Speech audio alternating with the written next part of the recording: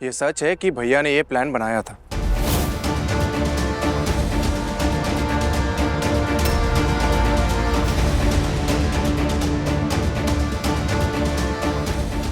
हे भगवान, मेरा मेरा नाम नहीं आना चाहिए। हे भगवान। और विवेक, तुझे तो मैं छोड़ूंगी नहीं। हाँ, मुझे कहा 10 लाख मिलने वाले हैं और खुद 50 लाख बोल के आया वहां पे। मैं छोड़ूंगी नहीं इसे। हाँ, मैं छोड़ूंगी नहीं। विवेक,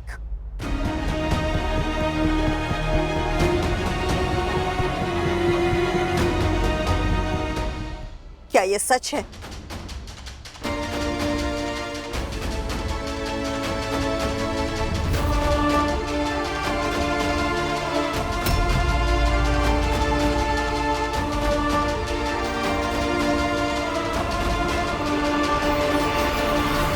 क्या हुआ विवेक भैया, चुप क्यों है? बोलिए ना।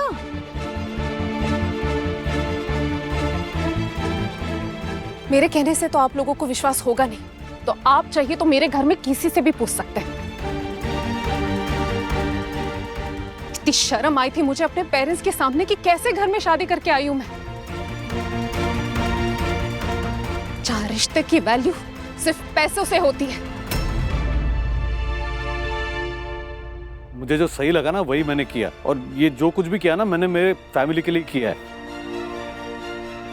और वो लोग तो राधिका के साथ कभी शादी करने ही नहीं वाले थे, तो मुझे लगा कि क्या लगा?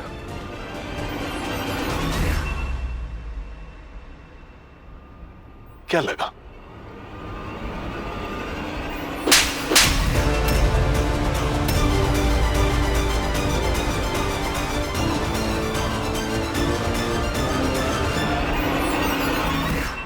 तुम्हें लगा कि तुम अपनी बहन को, अपने माँ बाप की इज्जत को, उनके दिए हुए संस्कारों को, उसूलों को, परवरिश को बेच बाच के अपने लिए ऐशो भरी आराम भरी जिंदगी खरीदोगे?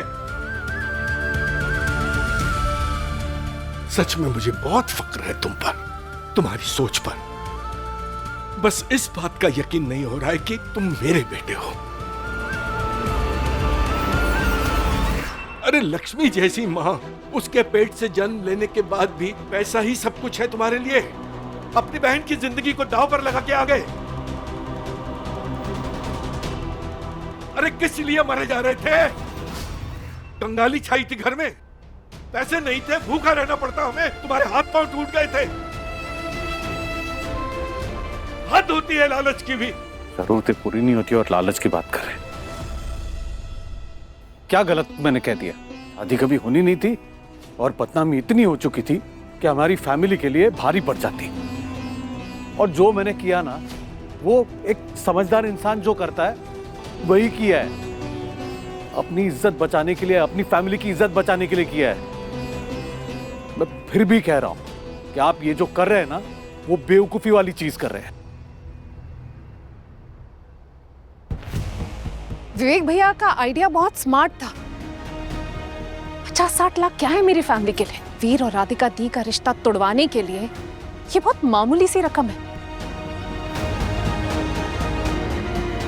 वीर ने जब हमारी फैमिली के साथ मिक्सअप होना शुरू किया था तो बहुत अच्छा लगा था मुझे लगा था कि वो मेरे और मेरे परिवार के बीच में रिश्ते सुधारने की कोशिश कर रहा है, वो हम सबको साथ में लेके चलने की कोशिश कर रहा है। मैंने सपने में भी नहीं सोचा था कि वो सब कुछ राधिका दी के लिए कर रहा है। और मुझे पूरा यकीन ये आइडिया भी राधिका दी का ही होगा। अच्छे जाल में फंसा है उन्होंने मेरे भाई को। ना अपनी उम्र देखी ना गुण। बस एक शब्द और नहीं। क्यों मम्मी जी, बुरा लग रहा है आपको अपनी बेटी के लिए? अरे मुझे भी बुरा लग रहा है अपनी माँ के लिए। पिछले 2 दिन से मेरी माँ ने ना कुछ खाया ना कुछ पिया है, बैठी हुई है अपने बेटे के इंतजार में। और मेरा भाई जो अपनी माँ पे जान छिड़कता था, जिसने कभी मेरे पापा से ऊंची आवाज में बात नहीं की, आज वही लड़का अपनी फैमिली के अगेंस्ट खड़ा है। किसकी वजह से मम्मी जी? राधिका दी की वजह से ही ना।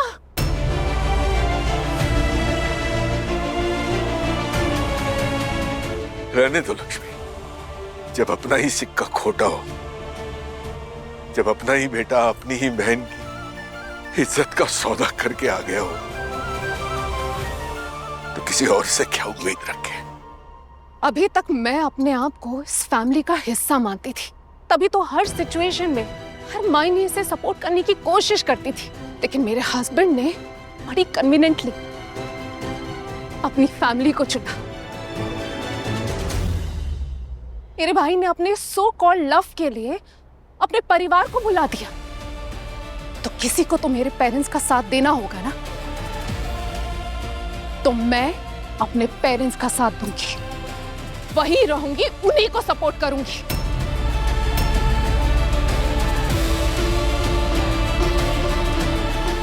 बेबी, ये सब क्या कह रही हो तुम? प्लीज प्लीज कहीं मत जाओ, वापस आ जाओ, हम सब ठीक कर देंगे ना। नो वे वरुण, अब मैं यहाँ 1 मिनट नहीं रुक सकती। बेबी प्लीज प्लीज बात को समझो। तुम्हारी माँ ने, तुम्हारी बहन ने मेरे भाई को इस तरह से मैनिपुलेट किया कि उसकी पूरी पर्सनालिटी चेंज हो गई। वो मेरी फैमिली को ऐसे ट्रीट कर रहा है जैसे वो उसकी दुश्मन हो। No love, no respect, no concern at all. मैं सिर्फ यहाँ पे अपना सामान लेने आई थी और लेके जा रही हूँ और कभी वापस नहीं आऊंगी।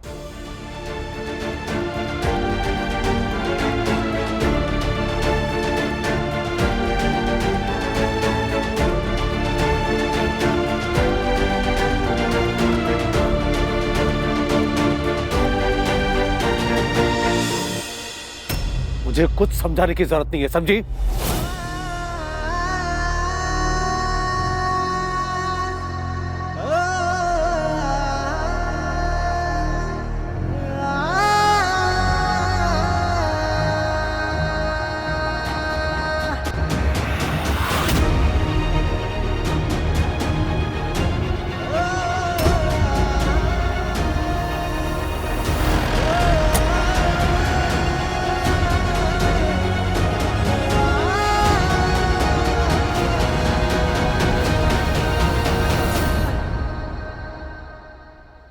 आज ऐसा लग रहा है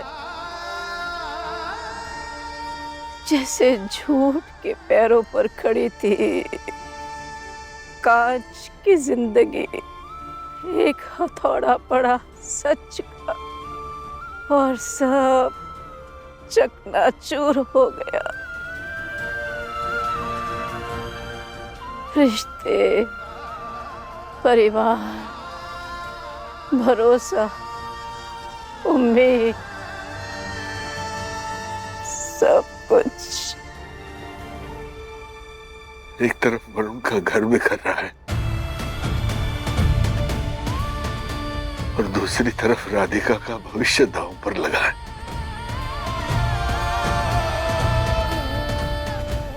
क्या करूं समझ नहीं आ रहा।